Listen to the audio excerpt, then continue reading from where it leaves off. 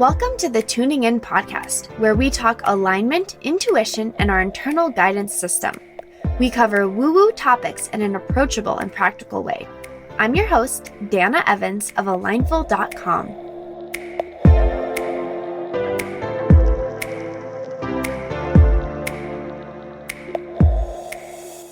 Hello, and welcome to another episode of the Tuning In podcast. This is episode 99. What? And it's funny, I wasn't going to record an episode this week, and then I got the nudge to record an episode, but I don't know what we're talking about. I was nudged to just go in and sit down and start talking. And of course, immediately as I did sit down, I'm like, there's all these things flooding through my head of things that we could talk about. And I've already lost some of those thoughts. Let me give you a little update. Let's see. Okay, update 1. I bought an infrared sauna blanket. This was before last week's episode where I talked about minimalism. I promise. I actually bought it a month and a half ago, but it took forever to arrive. And it did arrive last week, and oh my gosh, it's really freaking cool. And I really bought it for the winter months to help encourage sweating. I learned that if you don't sweat a lot, it's actually not super great for your body. I mean, it's not like I just learned that, but what I did learn is that some people sweat better than others or easier than others. And I am not one of those people. It takes quite a bit to get me to sweat. And so with the infrared sauna, you can start training your body to sweat easier. And therefore, obviously, sweating is one of our most efficient and effective ways to detox our bodies, or one of many that our human bodies are built in with. So I would like to support that. And I don't work out super intensely. And the workouts I do, like my yoga classes, my bowspring classes, I should say, it's just not the same doing them from home versus when you're in a studio, right, with other people. And I never even did hot yoga, but just having even the warmth of the room and the other bodies makes it so much sweatier. So I'm like, okay, how can I bring sweat into my life? Enter the infrared sauna blanket. I'm going to try it out. If I like it, I'll tell you all more about it. It's like a sleeping bag. It's an infrared sauna, and you just lie there and sweat. So last night I did it, and I was like, I'm going to watch a TV show, but that wasn't vibing. And I just put on this meditation from Insight Timer, and I just laid there for almost an hour. It was amazing. It's like built-in meditation time. And John's been using it as well. And it's really great for him because he works so much that this forces him to just lie down and turn off. So super cool. So that's one thing that's up. Oh, here's another thing. I'm recording this on Monday, October 4th. Thursday is my 3-year wedding anniversary. And we were married on a Sunday, October 7th, 3 years ago. And man, I've wanted to do an episode about our wedding since the wedding, because that wedding, at the beginning, it's we just get to witness society and conditioning and expectations and people imprinting their stories upon us whenever a big event in our lives show up. Okay. So John and I had been together. I shared this last week, but we had been together for so long. And I think when he finally proposed to me, I think we'd been back together for 7 years or so, or 6 years maybe. And everyone had always been like, when are you guys getting married? You're all, when are you going to get married? When's he finally going to propose? And I have to be honest, John wasn't the one holding up the proposal. It was definitely me. I just didn't feel a need or a rush or an urge to be married. And I just I'm like, I don't know. Like, it sounds okay, but I'm not just going to dive in because you're supposed to. So we'd been talking about it for probably over a year before he ever proposed. And like, I was involved in designing the ring. His cousin, oh my gosh, his cousin is like an art jewelry designer where he uses cool gemstones and he makes these like very fancy pieces of art. He's in Laguna Beach, has a gallery in Laguna Beach. And he made my ring, and he's actually made all the rings for the people in the Mosley family, which is really special. It's like really basic work for him. It's like, but he and I co-designed the ring, which was really special. And so I knew, right? We had a ring. And the funniest thing was the day that the ring was delivered. So I knew we had it, right? We'd ordered it. Okay. But I didn't know then after that, like when it was ready, I didn't know anything after that. So it was so funny because the day it arrived, I think I was like out of town or out of the house or something. And I got like a notification from FedEx. It was like, oh, you got a package delivered. And so I asked John, I was like, hey, is the package delivered? And he's like, yep, got it. Cool. So then I come home later that day. I'm like, where's the package? He's like, oh, don't worry about it. I was like, where's the package? Was it books? Like, I need to know what was ordered and what arrived. Like, I started like grilling him on it. And he could have totally played it cool, be like, oh, I ordered a book for work, right? But he didn't play it cool. And he's like, just don't worry about it. And then I was like, oh my God, it's the ring. So I dropped it and like totally let it go. But so then I knew the ring was here. I was like, okay, so he might propose at any time, right? But the deal is, like, I wanted to be surprised. I'm like, nothing else about this experience has been a surprise. Like, I really wanted to be surprised. And I know he wanted to surprise me. Now, if you know John, he's not like some big romantic, big gesture type of guy. So it was more like an energetic surprise that we needed. I didn't need him to like write, will you marry me in the clouds? But what had happened is after I knew the ring had come, there had been like a series of events like over a couple of months where I literally looked at him like, are you going to propose to me? Because this is like out of character. Or like, we're having a really nice time. Or like, you went to do this thing that you would normally do. And he's like, he kept not proposing. So then I was totally shocked because when the proposal came, so in 2017, August, there was a full solar eclipse that was going to happen in the daytime. Okay.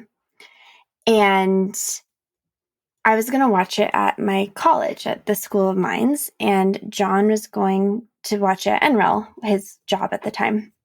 So like that morning, he's like, you should come meet me at NREL at my work to watch the eclipse. I was like, no, that's cool. I'm just going to go to the school. I have to teach anyway, so I'm just going to go there. He's like, no, come. And I'm like, I mean, it's kind of annoying because I have to drive a little bit further. And I don't know. I was just like not feeling that excited about it. But I was like, okay, fine, cool, whatever, I'll do that. Well, then we get there. And so we walk around and we pick up the glasses and we're looking up at sky. I'm like, it never even freaking occurred to me. And then we pull up the solar eclipse, right? And then we're looking and he said, hey, and I looked down and he was on his knee with the ring. And I was so shocked. I was genuinely shocked and I cried. And it was really special. And oh, look here, I have it on my calendar. The 21st of August, I wrote engaged. So it was a Monday of 2017. So he said to me, I was like, oh my God, like I was shook and actually shaking. And it was crazy. And he said, I knew in order to surprise you, I had to surprise myself because he knew that like if he didn't surprise me, if he had it planned, that I'd read through it and know. So he wanted to surprise both of us. So he literally decided that morning that he was going to do it. On his way to work, he called my parents and just like let them know. And I guess he kind of asked for permission, which is really cute. And he called my brother, which I thought was also really sweet. And boom, surprise. So cool. So anyway, that was really special. But the reason I told you that story, I guess, apparently we're talking about my wedding. Sorry. I really didn't want to, because I feel like there's so many pieces that should be planned out in order to have this discussion. But the reason I told you that whole story is because what happens is the second you get engaged, everyone wants to tell you about a wedding. Everyone wants to tell you their experience. Everyone wants to plant a seed of what your experience will be like. And this, I believe, is very common with anything, really, frankly, in life, but especially the big things. Because, look, we all have a human mind. We all have our own experiences. We all have our own stories that we've made up about those experiences. We all project those stories onto the future, and we love to project those stories onto other people in our lives, especially under the guise that we're here to help them. And look, I am no better than anyone else, but this is what happens. So, what do people start saying? Oh, my engagement year was the hardest year of my life, but don't you worry. It's all worth it for your wedding day. Oh my God, it was so stressful with my in-laws, but don't you worry. It will be all worth it. Oh my God, I just wanted my wedding to be over so I could get on with it. Oh my gosh, we had the hardest time finding a venue. Oh, I felt so guilty. I had to invite everyone, all these people I didn't want to invite. My parents forced us to invite people, like story after story after story, right? And everyone had a story of, frankly, it was mostly the challenges. And I said right at the beginning, and I said it to John, I said, John, this is not going to be a stressful experience.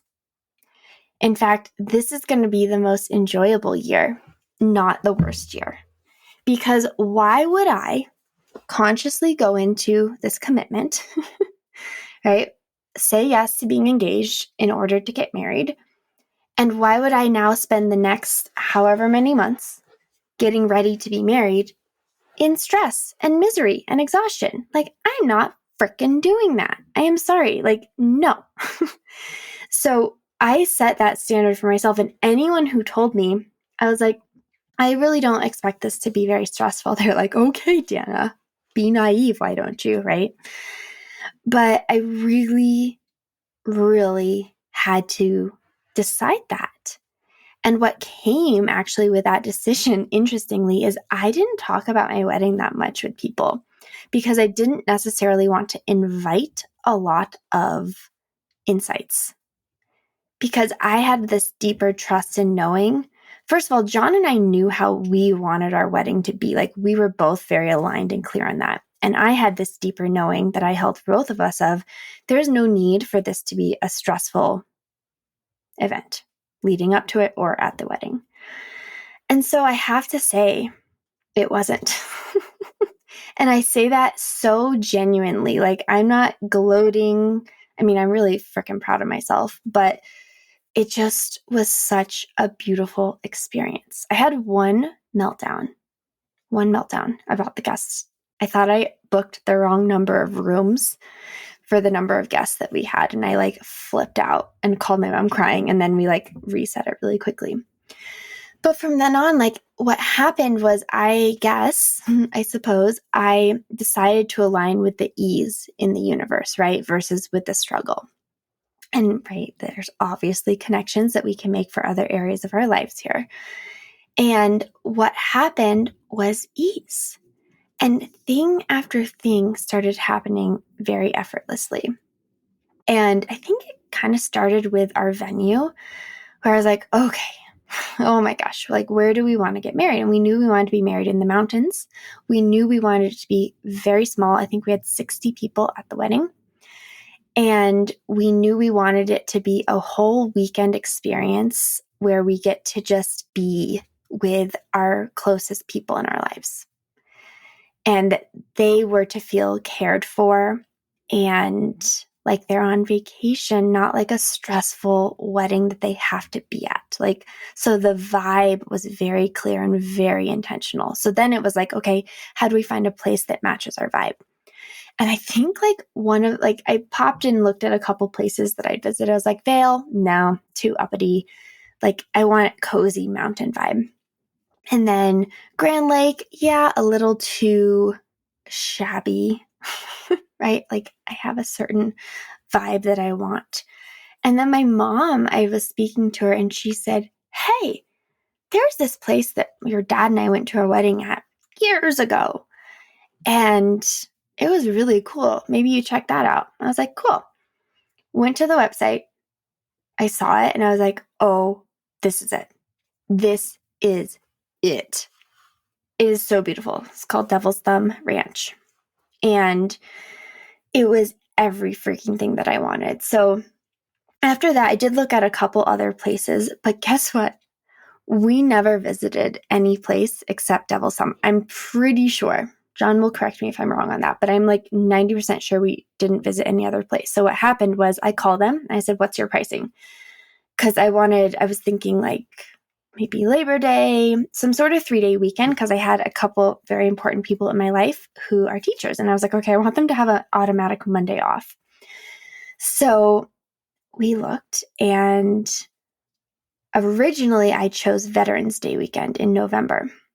And the pricing, this place is not cheap, I guess. It's all relative, right? But I was like, okay, this is going to be a nice investment, but not like too crazy. Everything was included. And so I was like, okay, what's the pricing? I was like, oh my gosh, I can't afford that. And then they said, okay, well, if you do in November, it's this price. I was like, oh my gosh, that's so doable. So I chose that date only to find, so I mentally chose the date. We hadn't visited yet, that John's mom pointed out. She's like, are you sure? Because it's going to be in the mountains and people are going to be driving, and like really maybe you want to move it earlier. And I'm like, well, I did it later because of the price. But in the spirit of like, okay, she knows things. I called back and I said, okay, what if we did it in October? And the lady's like, okay, it's going to be this much, unless you want to do it on a Sunday. And then it's the same price that it would be in November. And I was like, hallelujah. So that was, I think it was Columbus Day weekend, which my teacher friends had that day off. So I was like, sweet. John and I go and visit first. And we're like, oh my God, like every single thing was perfect. It didn't need a lot of decoration because this beautiful event site. They had our date available. The lady we met was so amazing and helpful. And it was like, everything was just so clear. And we're like, we want this place. So we booked it really soon after. And I'm just remembering like all these pieces. I had my hand in everything. Don't you worry. So I had booked a day of wedding coordinator because the venue actually required it. And so I met with her a couple times. She was easy to find. Someone was recommended to me. I reached out to them.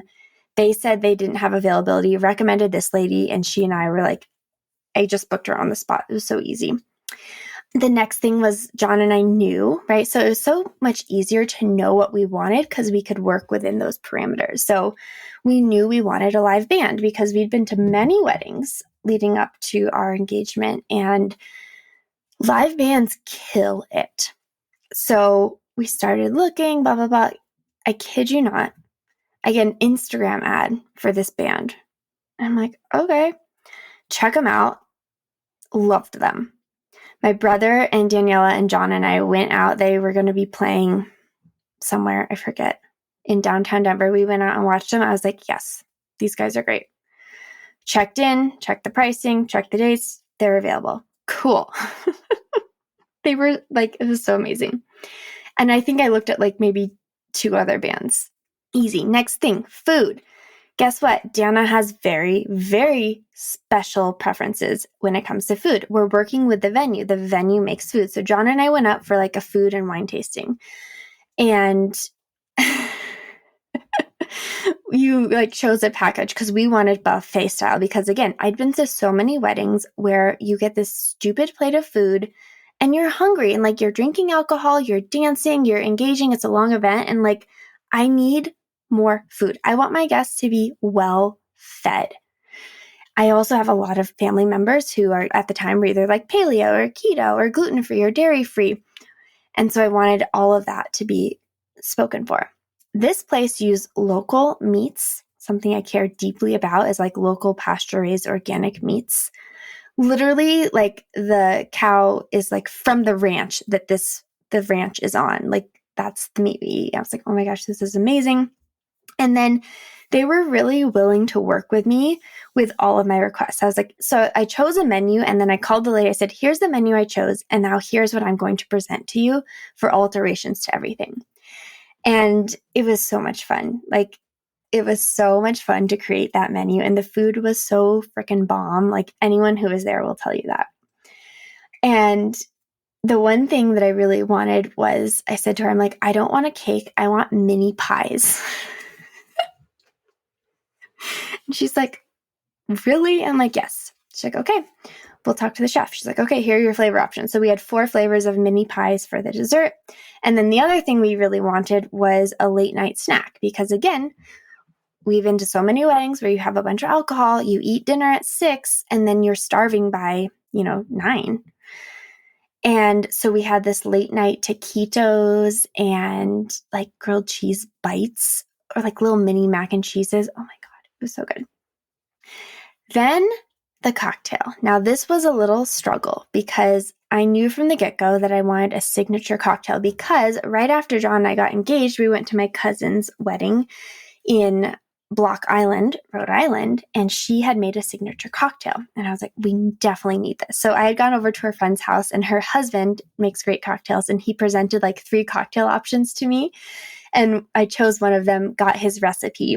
And we actually I made this beautiful sheet that was called we called it the Tabanash. Yeah, because that's the town of what we stayed in. And I said, this is based on Dan Caffeine's signature recipe.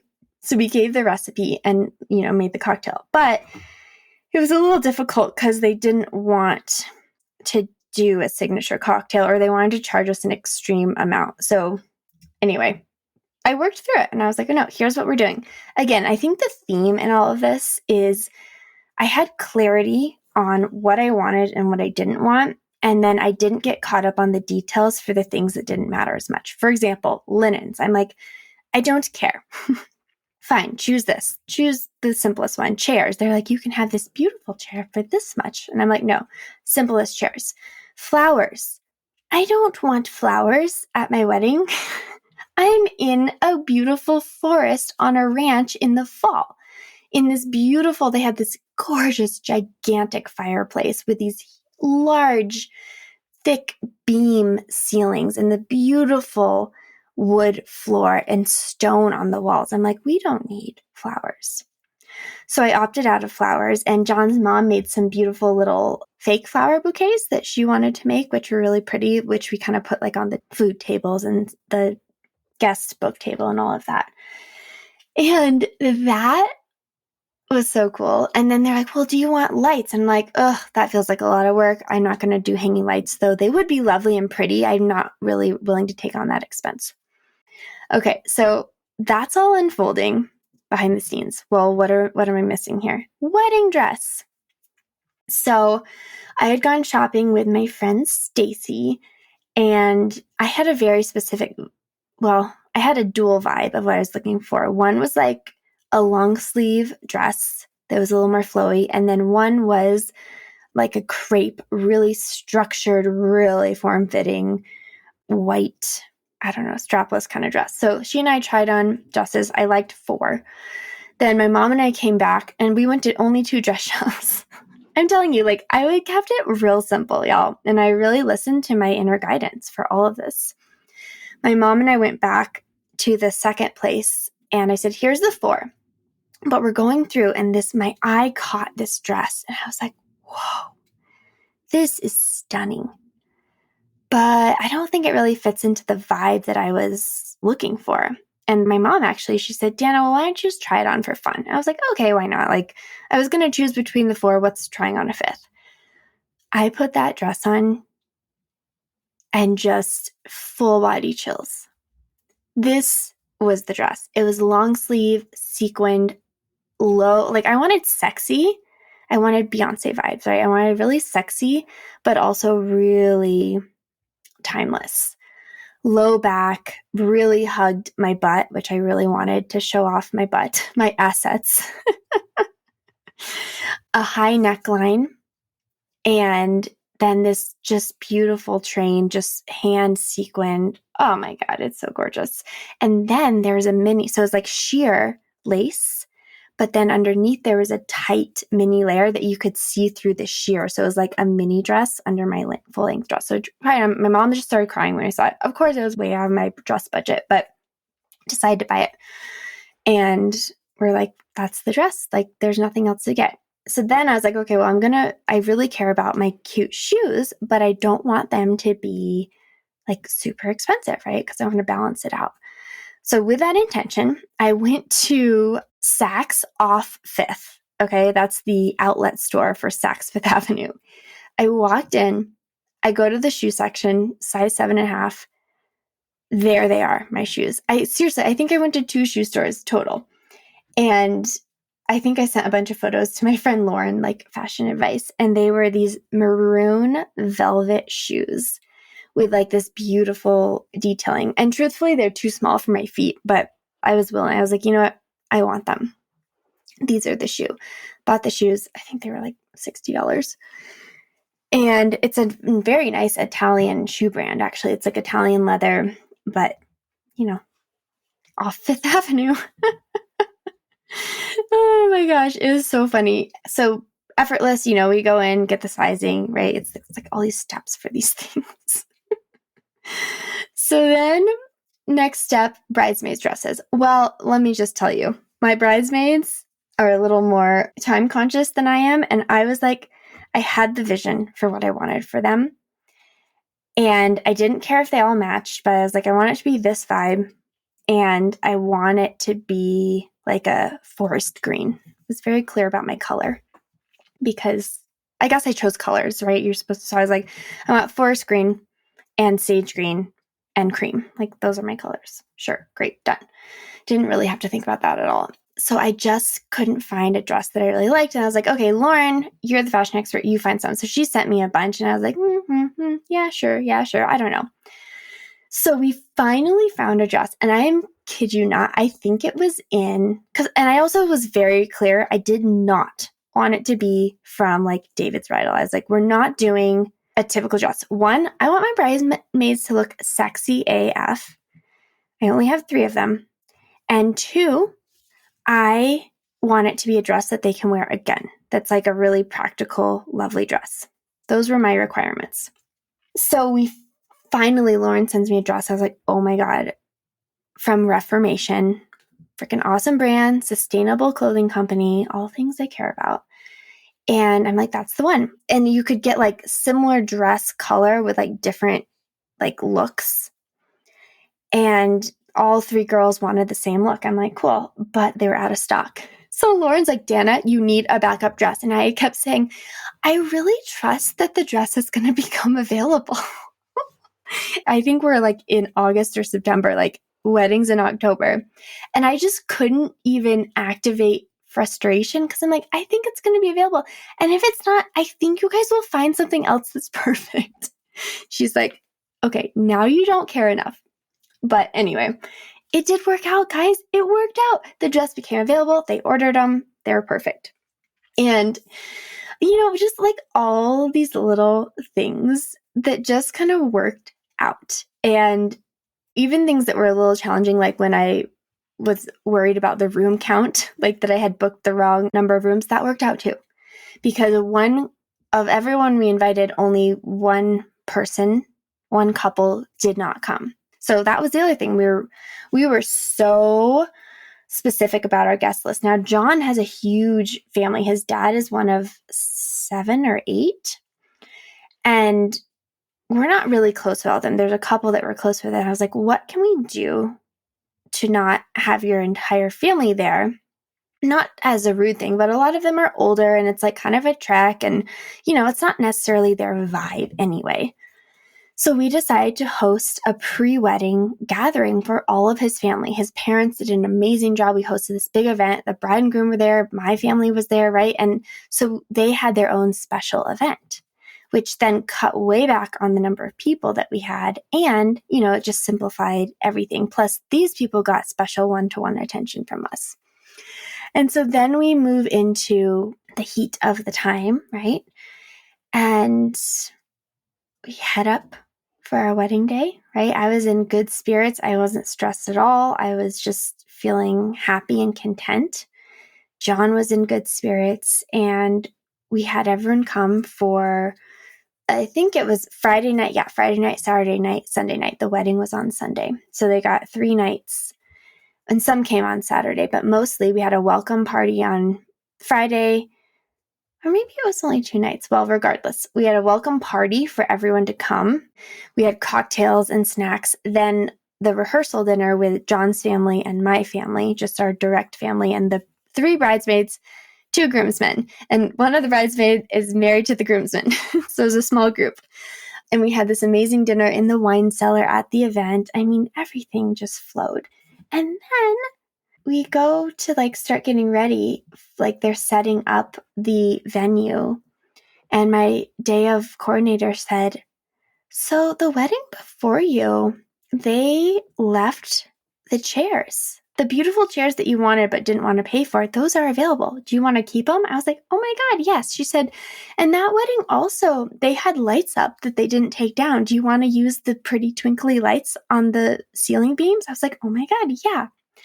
Then we find out that that same wedding before us left all of their flowers, which were not just flowers. They were like shrubbery. Like my dream, if I could have designed the perfect, flower bouquet, it would have been this. It was like all these beautiful, like very earthy looking flowers. And then I happened to have this amazing woman whose wedding I was at earlier this year, Morgan. She's like this creative artist. And so she took all of these loose flowers and made the bouquets the day of the wedding. And she made little boutonnieres or whatever for the guys to pin onto their suits. She made my bouquet. She made the bridesmaids' bouquets. She made little extra centerpieces for the tables. Like, you cannot. It was so beautiful. Everything got set up so beautifully and so effortlessly, and it was amazing.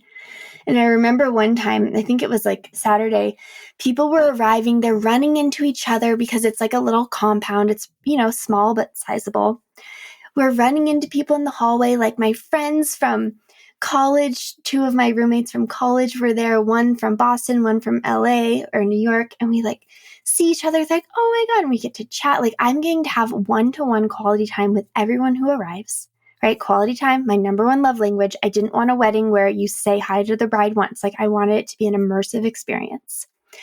And I remember knocking on the door to John's room, and he opens it, and I just burst into tears. And he looks at me like, what is wrong? Literally going through his head is she wants to call the wedding off. And I just cried to him. I said, I'm so happy. This is everything I envisioned. Everything I envisioned. Day of the wedding, getting ready on Sunday. I'm running around bringing beers to people. Like, I feel like everyone was so in sync and aligned. It's like all these little pieces. You can just jump from room to room. It doesn't feel separated. Like, you run into people at breakfast. Like, it was just so freaking amazing. And we,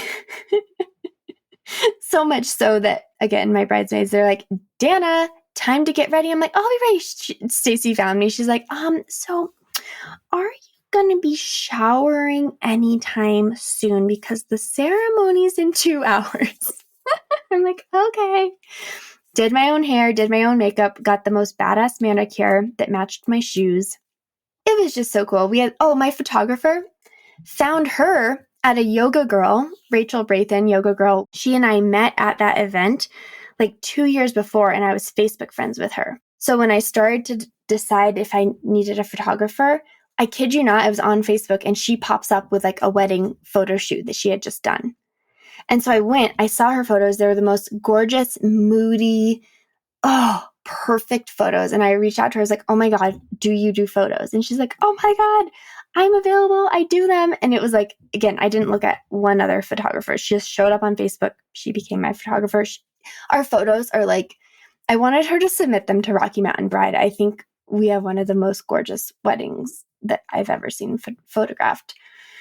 And all of our families, like on the wedding day, like John's family, direct family, and my direct family, like all their clothing, like just somehow matched and aligned without any planning. It was like weird things that you just would never think about that are just so aligned.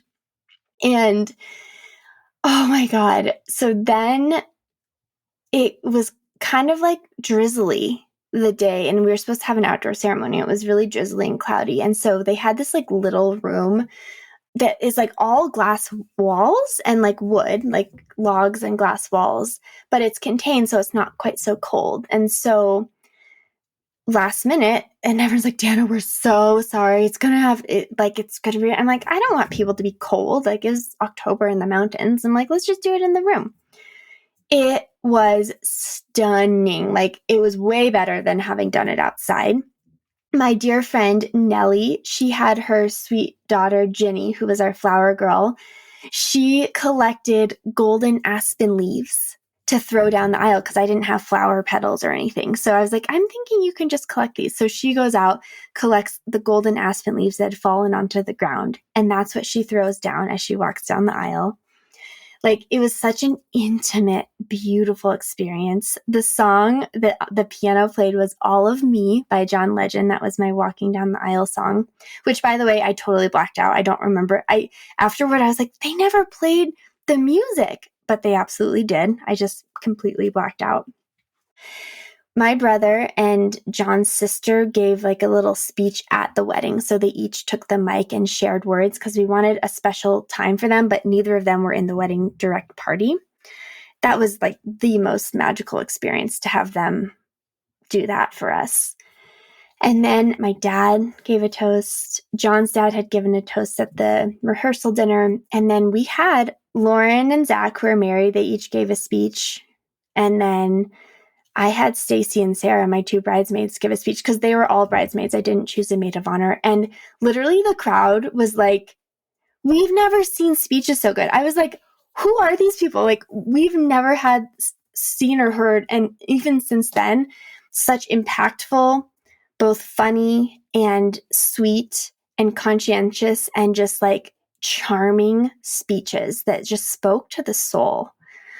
It was so beautiful. And then we had the freaking best band in the world. Like, we danced our asses off. And it was so amazing. Everyone was off their chairs and on the dance floor the whole time. And it was just flow. This is what I'm saying, guys. Like, this flow is so possible in our lives. And there is a surrender to it, but there's also a choosing of it. Like, what do I want to embody? Because I truly believe that I had to embody the version of self that was like, my wedding will not be stressful. And then I had to block that, right? So I wasn't really impacted by other people's opinions, thoughts, and experiences. And I continually invited in, like, I'm choosing for this to not be stressful. And life really showed up for me. I was in awe. And it was also one of the most fun years that I had. Getting ready for that wedding, planning it, going to the ranch, spending time there, so much quality time with people. And I did it mostly by myself. Like, John helped with some decisions. My mom helped. Like, she was a good ear to listen to, but it was like, I just was like, here's what we want. John and I got clear, and then we invited everything to happen. And certain things that didn't happen, I'm like, they're not meant to happen. Certain people, actually 2 people didn't come. My dear friend Shannon, she wasn't able to come. And then John's cousin, the jewelry designer, wasn't able to come. He and his partner. So, but beyond that, everyone was there. The flow was there. The alignment was there. And the joy was there. Everyone who was there that weekend told us, and still to this day tells us, that that was one of the best weddings they've ever been to. And yes, the venue was freaking gorgeous. Yes, it was so gosh darn fun. But I think deeper than that, it was the sense of connection and community that was created because everyone who was there was so energetically aligned to be there that only magic could unfold from that, right? Only fireworks could come out of that experience because that was the energy that was put in initially by me, right, into creating and kicking off that experience. And I look back at that, like I really use that as a template for a lot of my life. Like when things start to get really hard or frustrating, right, and I'm resisting and fighting, I'm like, okay, if I can plan and execute a wedding with so much alignment, then like, why can't this be that way as well? And it's certainly not always that way, but it's just such a reminder that the wedding is an experience, a big experience that has proven to me what's possible, right? And what I'm capable of. It's just amazing to have seen what unfolded at the very, very end. So the wedding ended at 10, which is my preference because of the event venue. But my friend, we were supposed to have an after party type place for drinks with the younger crowd that wanted to be there. And it like didn't happen. And so I didn't worry about it, of course. But my friend Lauren, one of the bridesmaids, she turned on like full on mama bear. And she's like, look, we're doing this. What can you do? We need this. And she like totally like got us this whole upstairs area. She got like alcohol delivered, and all the younger kids got to hang out there for an extra hour or two, which was also so fun, right? It's like 10 o'clock, a little early to wind down from a wedding. So because of Lauren, like we got to kind of complete that experience. Oh my gosh. And my favorite thing, I cannot leave this out. I am not Jewish, but I always wanted to do, is it called the hora? The hora, where they lift you up in the chairs and dance around. Like, I kid you not, that was my dream. And toward the end of the night, it's such a bummer because the photographer had already left. But toward the end of the night, my friend Sarah, another bridesmaid, like, again, like you look at the people around you, right? They're co-creating this with me. She said, Dana, didn't you want to get lifted in the chair? And I was like, yes, I did. So they get us on a chair, John and me, and lifted up into the air. While, I kid you not, this was the final song of the night. I'm getting chills telling you this. Tom Petty, Free Fallin'.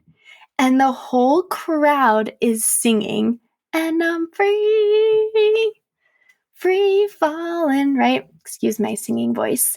While we're up in chairs with all of our favorite people in the world singing together. Can you even? I mean, every song there was like the best song ever. And also, wow. Just wow. And I even got to do a little speech. So when I did my bouquet, this is so Dana. When I threw my bouquet, I had, the girls come out, and I kid you not, I was like, I got up and did like a women's empowerment speech about you don't need to get married, and like, this is your time, and like, ladies, let's stand up. And it was like this super like empowering little chant that I had that everyone got like jazzed about. And then I don't remember which song, but we had a Beyonce song obviously play, and it was not Single Ladies, but it was like a badass Beyonce song.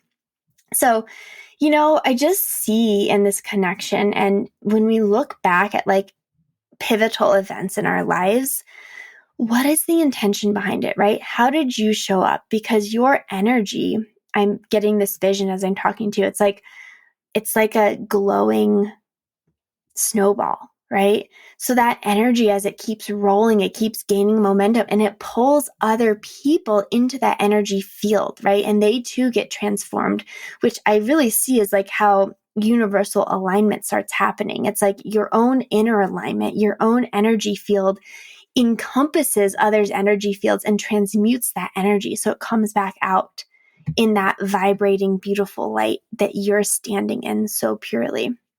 So I guess that's what we're sharing today. This is a longer episode. If you are here with me now, oh my gosh, thank you for bearing with me as I reflect on this.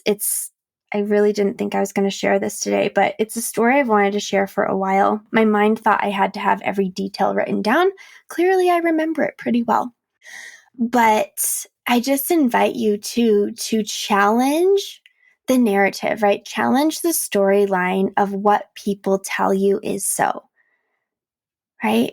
Ask yourself, like, does this have to be true for me? I have talked to so many people, and still, if you talk to people, like, they will tell you that the wedding was a pain in the ass to plan. Like, it was a challenge and it was frustrating and they had conflicts here and there. And that's, nothing on them. But it's also this story that keeps repeating itself. And so now when I hear people getting married, I'm like, man, do you know that this can be the most easeful, magical year of your life as you prepare for this wedding? Like, what if that were true?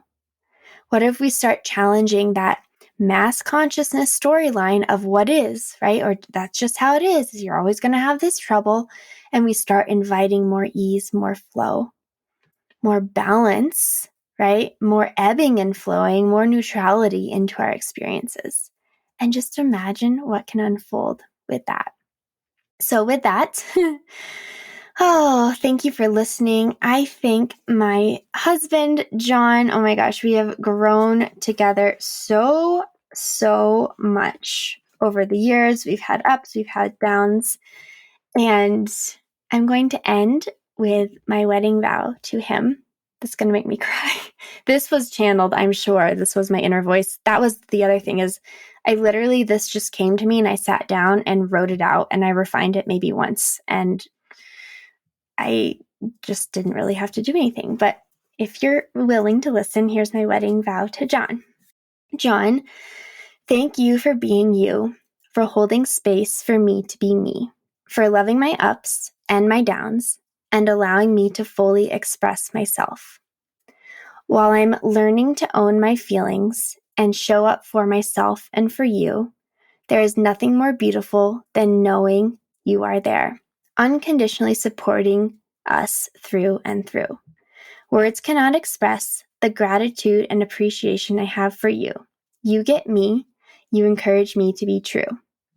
My vow to you is to continue to be me, to not close off, to not shut down, to respect you and allow you to be who you are. I vow to support you. I vow to stand up for you and quietly or loudly root you on.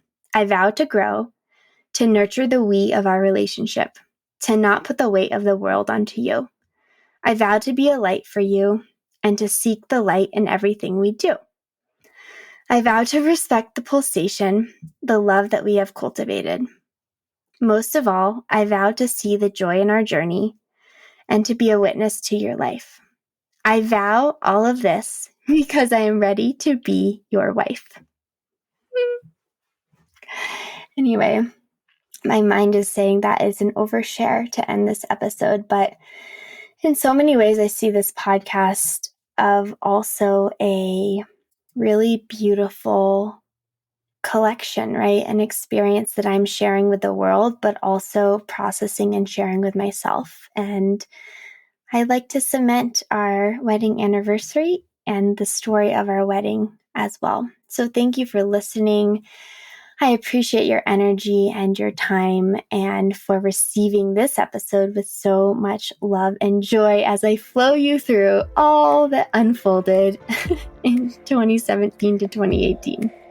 With that, I will be enjoying some time with John this weekend, and I will catch you next week on the Tuning In podcast.